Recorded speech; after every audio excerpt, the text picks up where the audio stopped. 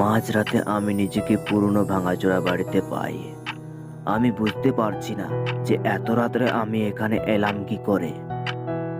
ভালো করে একটু এদিক সেদিক তাকিয়ে দেখি, এটা তো পুরা বাড়ি যে এখানে আমরা বিকেলে ঘুরতে এসেছিলাম। আমরা মানে আমি আর আমার বন্ধু এসেছিলাম। নির্বোধের মতো শুধু সামনের দিকে হেঁটেই চলেছি, মনে হচ্ছে কে যেন সুতো লাগিয়ে টানছে। আশ্চর্য বিষয় হলো যে এত রাত্রে আমি এখানে এসেছি, কিন্তু আমাকে একটুও ভয় করছে না। হঠাৎ আমার নাকে কেমন একটা মিষ্টি গন্ধ এলো।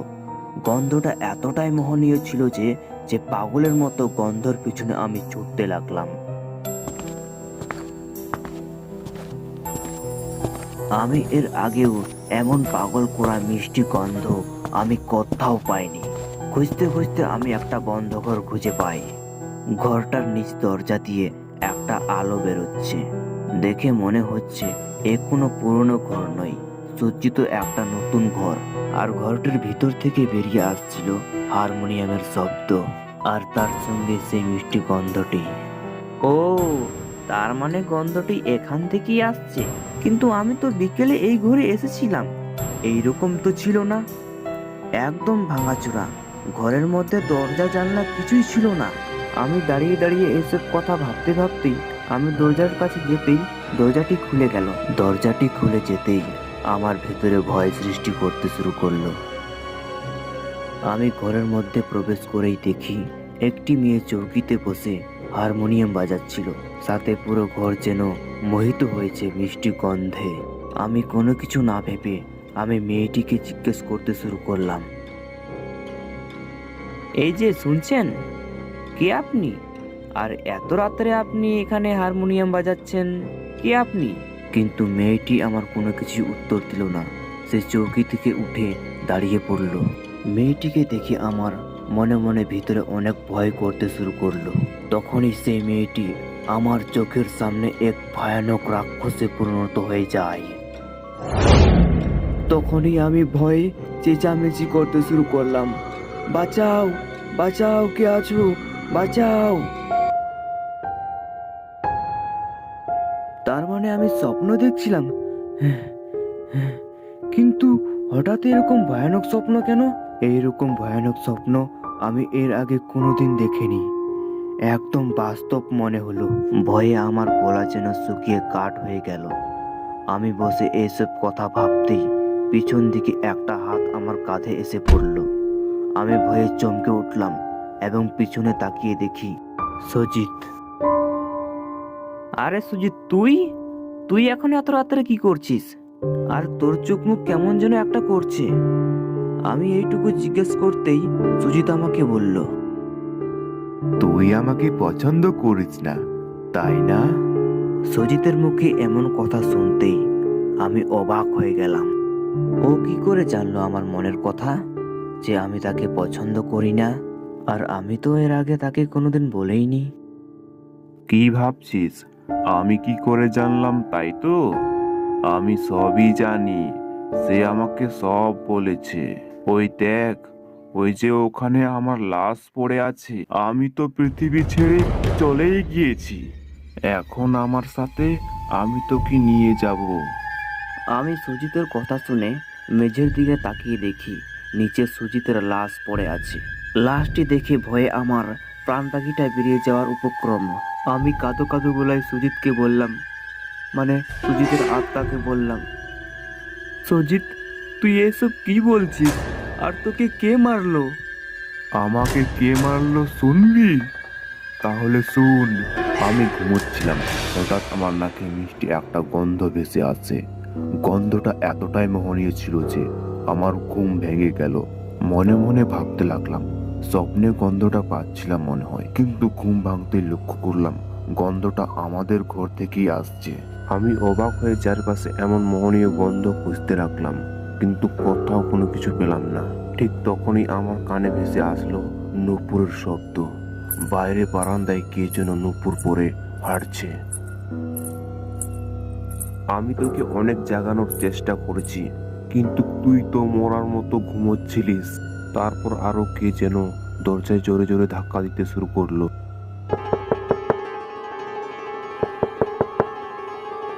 আমি ভয়ে ভয়ে বিছানা থেকে উঠে দরজার কাছে চলে আসলাম।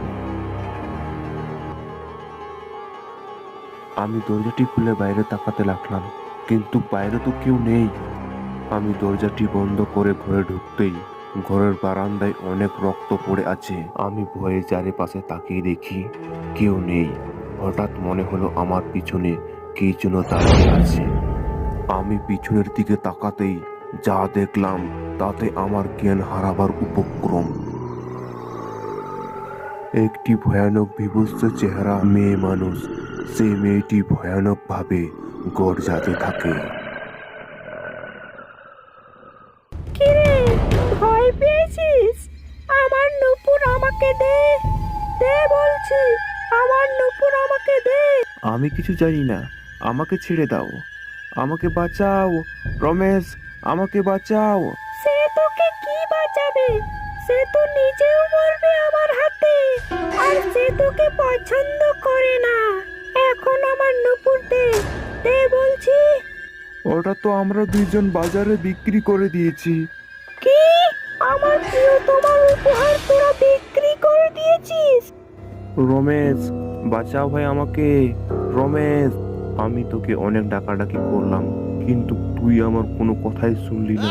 সে দেখি আমার ঘাড় মোটকে আমাকে হত্যা করে দিল। আমি অনেক চিৎকার চেঁচামেচি করেছি, কিন্তু তুই আমার কোনো কথাই শুনলি না। এখন তোকেও আমার সঙ্গে যেতে হবে। আমি তোকে বারবার বলেছিলাম নুপুরটা না নিতে, কিন্তু তুই আমার কোনো কথাই শুনলি না। আজ তোর জন্যই আমার এই অবস্থা। সুজিত, দেখ বন্ধু, আমি সত্যি তোর চিৎকার শুনতে পাইনি। দয়া করে আমাকে ছেড়ে দে রে। আমি আবার নুপুরটা সেই পোড়া বাড়িতে রেখে আসবো। আমাকে ছেড়ে দে সুজিত। তাতে কি আমার প্রাণ ফিরে পাবো? পাবো না, না। আর আমি তোকে ছেড়ে দিলেও সে তোকে ছাড়বে না। বিশ্বাস না হলে তোর পিছনে তাকিয়ে দেখ, দেখ একবার। আমি সুজিতের কথা শুনে পিছনের দিকে তাকিয়ে দেখি আমার স্বপ্নে দেখা সেই বিভৎস চেহারা মেয়েটি। তারপর সুজিত আমার চোখের সামনে এক ভয়ানক শয়তানে পরিণত হয়ে যায়।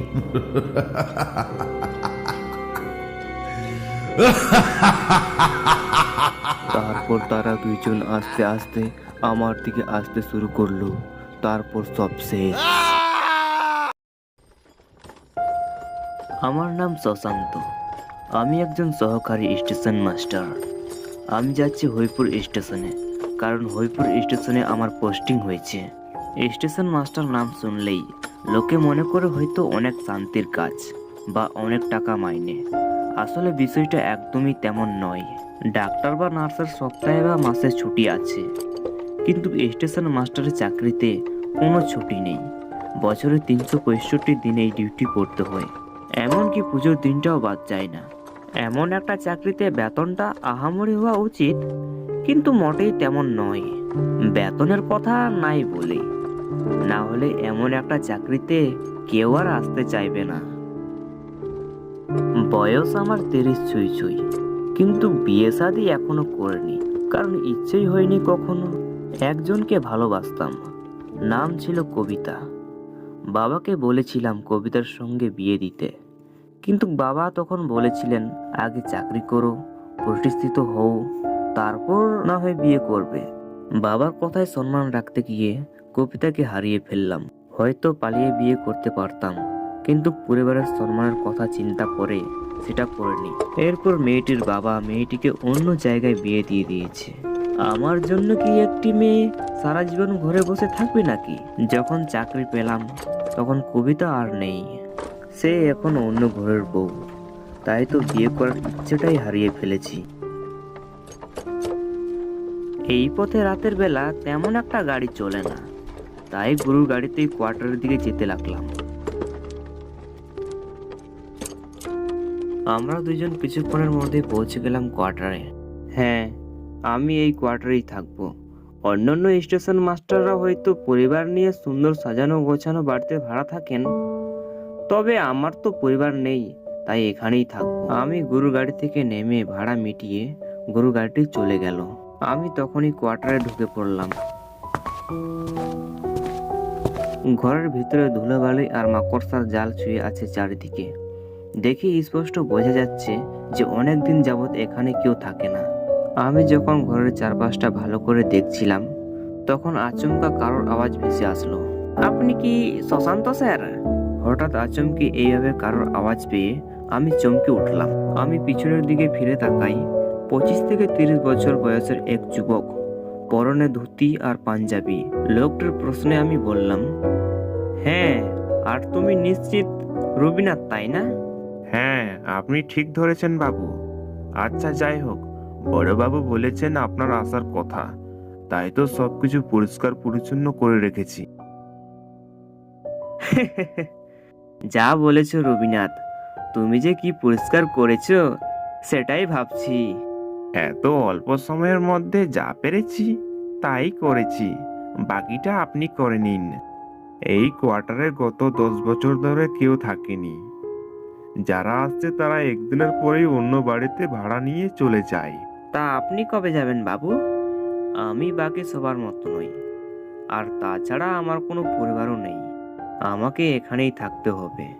আচ্ছা, থাকুন, কোনো সমস্যা নেই। কিন্তু মনে রাখবেন, রাত্রে যাই হোক বাইরে বের হবেন না। এই কোয়ার্টারটা একদমই ভালো নয়। দিনের বেলাতেও আসতে লোক ভয় পায়, তাই লোকে এই কোয়ার্টারটা নাম দিয়েছে পরিত্যক্ত কোয়ার্টার। লোকটির কথা শুনে আমি হাসতে লাগলাম। কেন বের হব না? এই সন্ধ্যার রাতে ওসবের নাম নিতে নেই। আচ্ছা বাবু, আমি যাচ্ছি। রান্না করে রেখেছি, আপনি খেয়ে নেবেন। আর আপনাকে যা বলেছি সেটা একদম ভুলবেন না কিন্তু। বিশাল বড় একটি শর্তবার্তা লোকটি বলে চলে গেল। আমি পাশে রাখা বিছানায় শুয়ে পড়লাম। এতটা পথ জার্নি করে এসেছি, শরীরটা বেশ ক্লান্ত। বিছানায় শুয়ে পড়তে যেন রাজ্যের ঘুম চোখে এসে পড়ল। কখন যে ঘুমিয়ে পড়েছি আমি নিজেও জানি না। ঘুম ভাঙলো গভীর রাতে বিড়াল ডাকার শব্দে। পাশের রুম থেকে বিড়াল ডাকার আওয়াজ ভেসে আসতে শুরু করলো। কিন্তু বিড়ালের আওয়াজটা এতটাই তীক্ষ্ণ ভেসে আসছে, কিছুতেই ঘুমানো যাচ্ছে না। আমি তখনই বিছানা থেকে উঠে বসে পড়লাম। আশ্চর্য ব্যাপার, বিড়ালটি এত রাত্রে কান্না করছে কেন? বিড়ালের ভয়ানক আওয়াজ শুনে আমার ভিতরে ভয় করতে শুরু করলো।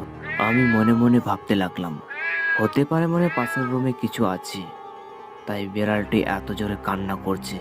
গিয়ে একবার দেখে আসবো নাকি যে পাশের রুমে কি আছে। আমি বিছানা থেকে ভয়ে ভয়ে উঠে পাশের রুমের দিকে যেতে লাগলাম।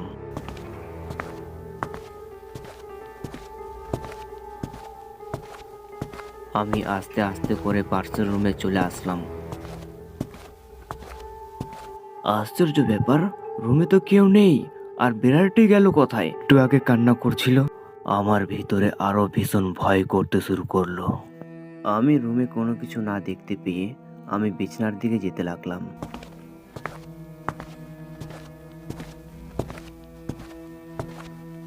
আমি বিছানায় শুয়ে ঘুমানোর অনেক চেষ্টা করছি, কিন্তু ঘুম আমার কিছুতেই আসছে না। আমি ঘুমানোর চেষ্টা করছিলাম, ঠিক তখনই দরজায় কে যেন জোরে জোরে ধাক্কা দিতে শুরু করলো।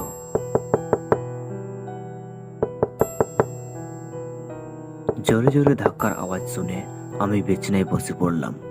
মোবাইলটা হাতে নিয়ে দেখি রাত 1টা বাজে। এত রাত্রে কে আবার এলো? দরজাটি না খুলে আমি বসে বললাম, কে কে আছে বাইরে? এত রাত্রে দরজায় কে আবার ধাক্কা দিচ্ছে? কিন্তু আমি কোনো কিছু উত্তর পেলাম না, এমনকি দরজায় ধাক্কার আওয়াজটি আর পেলাম না। আমি আবারও বিছানায় শুয়ে পড়লাম। কিছুক্ষণ পর আবারও দরজায় ধাক্কার আওয়াজ ভেসে আসতে লাগলো। আমি নিশ্চিত কেউ আমার সাথে মজা করছে। আমি বিছানা থেকে উঠে দরজার দিকে যেতে লাগলাম। দরজার কাছে এসে দরজাটি খুলে দেখি, কিন্তু বাইরে তো কেউ নেই। আমার ভেতরে কেমন যেন ভয় করতে লাগলো। আমি তাড়াতাড়ি দরজাটি বন্ধ করে আবারও বিছানায় শুয়ে পড়ি। একটু পর আবারও ঘুম চোখে এসে পড়লো। ঠিক তখনই আমি অনুভব করলাম আমার গায়ের চাদরটি কে যেন টানছে। আমার ভিতরে ভীষণ ভয় করতে শুরু করলো। আমি ভয়ে ভয়ে চোখ খুলি। আমি চোখ খুলতেই আমি দেখি আমার চোখের সামনে একটি মেয়ে গলায় ফাঁস লাগিয়ে ঝুলে আছে। সেই ঝুলন্ত দেহ দেখে ভয়ে আমার হাত পা হিম হয়ে গেল। আমি আর কোনো কিছু না ভেবে বিছানা থেকে উঠে প্রাণপণে ছুটতে লাগলাম দরজার দিকে। আমি দরজার কাছে যেতেই আমি জ্ঞান হারিয়ে ফেললাম।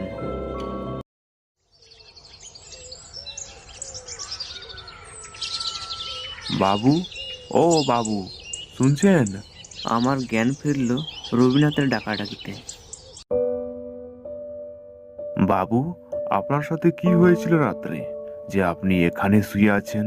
আমার সঙ্গে ঘটে যাওয়া ঘটনাগুলিকে সব খুলে বলি। এইসব কথা শুনে লোকটি আমাকে বলল, দেখুন বাবু, আমার আগে এই কোয়ার্টারটি দেখাশোনা করত আমার বাবা। বাবা যখন ছিলেন তখন স্টেশন মাস্টার আর তার বউ এখানে থাকতেন। সব কিছু ভালোই চলছিল। এক রাতের ডিউটি ছিল। তিনি তার বউকে রেখে চলে গেলেন তার ডিউটিতে। কিন্তু সেদিন ঘটে মর্মান্তিক ঘটনা। সেদিন রাতে ডাকাত দলে শিকার হন আমার বাবা। আমার বাবাকে মাথায় আঘাত করে অচেতন অবস্থায় বাইরে ফেলে রাখে। আর অফিসারের স্ত্রীর সাথে হয়তো অনেক খারাপ কিছু হয়েছিল। পরের দিন অফিসারের স্ত্রীর লাশ গলায় দড়ি দেওয়া অবস্থা ঝুলন্ত দেখা যায়। তারপর থেকে মেয়েটির আত্মা এই কোয়ার্টারে ঘুরে বেড়ায়। এরপর থেকে যেই আসে এক রাতের বেশি এই কোয়ার্টারে থাকতে পারে না। এইসব কথা শুনে আমি কোয়ার্টারটি ছেড়ে দিলাম। আমি এখন অন্য রুম ভাড়ায় থাকি।